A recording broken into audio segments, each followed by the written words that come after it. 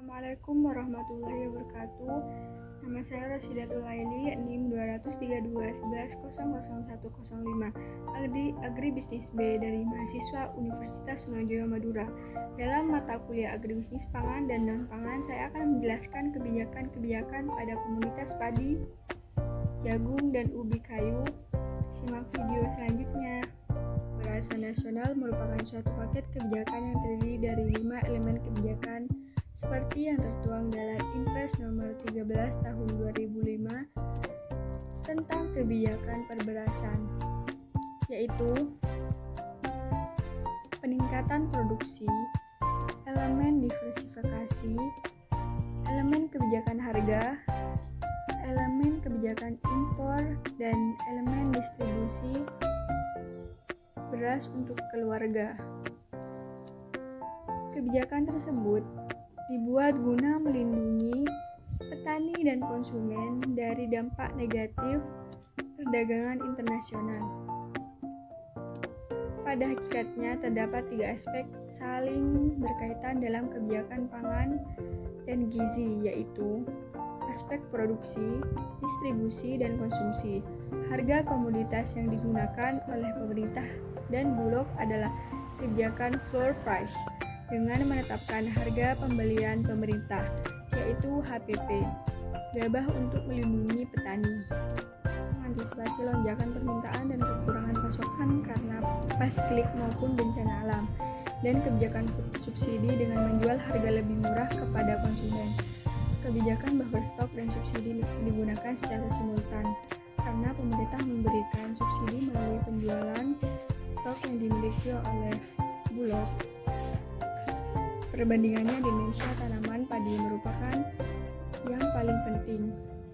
Makanan pokok masyarakat Indonesia adalah beras yang dihasilkan dari padi. Beras merupakan makanan sumber karbohidrat yang utama di kebanyakan negara Asia. Lain seperti di benua Eropa, Australia, dan Amerika mengkonsumsi beras dalam jumlah yang jauh lebih kecil daripada negara Asia. Selain itu, jerami padi dapat digunakan sebagai penutup tanah pada suatu usaha tani.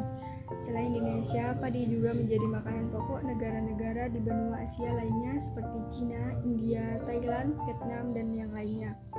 Referensi Jurnal Profil Komoditas Padi. Alternatif kebijakan daya saing jagung Indonesia menghadapi MEA.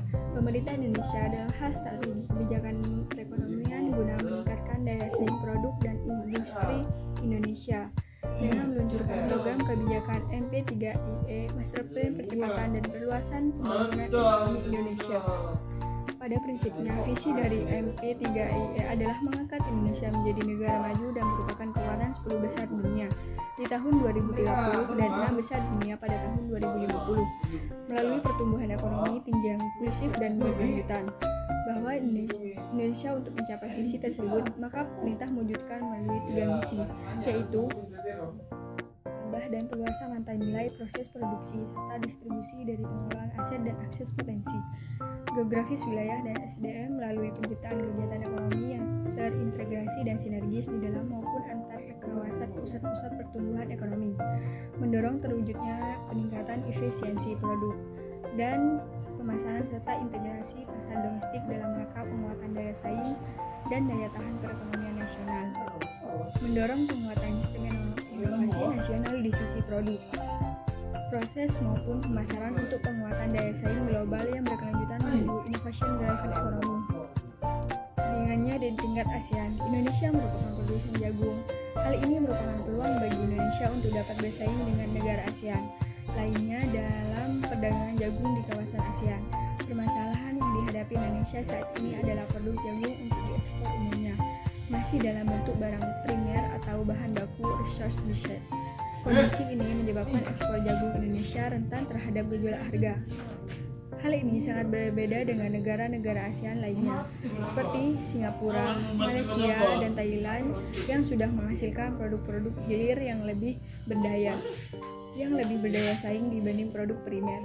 Usaha tani jagung di Malaysia mempunyai produktivitas tertinggi di ASEAN, mengindikasikan bahwa sistem produksi jagung di Malaysia lebih produktif. walaupun luas panen jagung di Malaysia terendah dibanding di 8 negara ASEAN lainnya. Hal ini dapat terjadi karena penggunaan sarana produksi, tenaga kerja, dan hasil tan di negara tersebut dikelola secara efisien sehingga bukan tidak mungkin jika luas area panen bertambah, Malaysia akan mengambil posisi sebagai produsen jagung di kawasan ASEAN.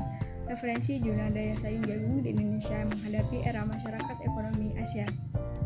Guna mendorong pengembangan ubi kayu tersebut, kebutuhan ubi kayu di dalam negeri dipastikan akan mengingat sejalan dengan peningkatnya jumlah penduduk dan semakin berkembangnya Indonesia berbahan baku ubi kayu. Di antaranya adalah industri bioetanol untuk mensubstitusi 10% kebutuhan premium serta berkembang besarnya industri pakan ternak. Di samping itu, untuk memenuhi kebutuhan dalam negeri, produk ubi kayu Indonesia juga berpeluang besar untuk diekspor. Perbandingannya, Thailand mendominasi sekitar 92% dari pasar dunia. Tahun 2001, diekspor ubi kayu dari Thailand mencapai 6 juta ton dari total ekspor dunia yang mencapai 6,5 juta ton. Indonesia meskipun sebagai negara pengekspor terbesar kedua, namun market share-nya sangat kecil. Pada tahun yang sama, ekspor Indonesia hanya 200 ton. Rendahnya ekspor ubi kayu Indonesia tersebut di samping komoditas tersebut lebih banyak untuk memenuhi kebutuhan dalam negeri yang besar. Juga kurangnya daya saing komoditas tersebut dibanding Thailand. Sejauh ini, negara-negara yang tergabung dalam masyarakat ekonomi Eropa merupakan pasar utama ubi kayu. Peluang ekspor ubi kayu juga semakin terbuka ke negara-negara Jepang, Korea, Malaysia, dan Amerika Serikat. Pada tahun 2004, ekspor ubi kayu Indonesia adalah bentuk ubi kayu segar dan olahan masing-masing sebesar 234 dan 214 ribu ton. Referensi profil dan peluang pengembangan ubi kayu di Indonesia. Upaya peningkatan produksi beras melalui program pengelolaan air irigasi untuk pertanian dan Kementerian BUMN. Melalui gerakan peningkatan produksi pangan berbasis korporasi. Untuk itu, diperlakukan upaya khusus dalam peningkatan produktivitas dan perluasan areal tanam, maupun perluasan baku lahan baru serta upaya penurunan konsumsi beras yang dibarengi dengan peningkatan konsumsi umbi-umbian, pangan hewani, sayuran, dan buah-buahan, serta yang tidak kalah pentingnya adalah penyempurnaan manajemen berupa dukungan kebijakan dan regulasi, kebijakan teknis maupun penyempurnaan administrasi pembangunan. Untuk menganalisis tingkat daya saing jagung tidak cukup hanya dengan melihat tingkat produksi, produktivitas maupun volume dan nilai ekspor impor secara parsial, tapi juga harus dilihat secara komprehensif baik dari aspek privat maupun aspek sosial ekonomi. Upaya pengembangan ubi kayu dapat dilakukan dengan cara peningkatan produktivitas, peningkatan areal tanam, dan diversifikasi usaha tani. Beberapa faktor yang dapat menjadi pendukung untuk pengembangan ubi kayu antara lain, masih tersedia areal untuk pengembangan ubi kayu berupa lahan kering dan lahan yang sementara ini belum diusahakan yang sangat luas. Tersedia teknologi maju atau varietas unggul beserta teknologi budidaya. Pangsa pasar cukup besar dan terus meningkat. Sekian yang dapat saya sampaikan. Mohon maaf apabila ada kesalahan. Terima kasih. Wassalamualaikum warahmatullahi wabarakatuh.